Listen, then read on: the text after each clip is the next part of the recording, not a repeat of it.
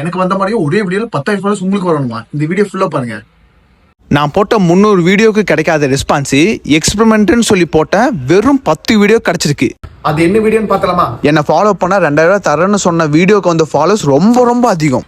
எக்ஸ்பெரிமெண்ட்டாக போட்ட இந்த வீடியோ உண்மையை நினச்சி நீங்களும் காசு கொடுத்து ஃபாலோவர்ஸ் வாங்காதீங்க. சப்போர்ட் பண்ண நாங்கள் இருக்குன்னு சொன்ன என் எல்லா தங்கமேசுக்கும் ரொம்ப நன்றி. இங்க ஒருத்தரோட முழு திறமை கிடைக்காத மதிப்பு காசு இருக்கிறவங்க மட்டும்தான் கிடைக்கணும். அப்ப காசு இல்லாத என்ன பண்ணுவான்? அப்ப இங்க திறமைக்கே மதிப்பு இல்லையா?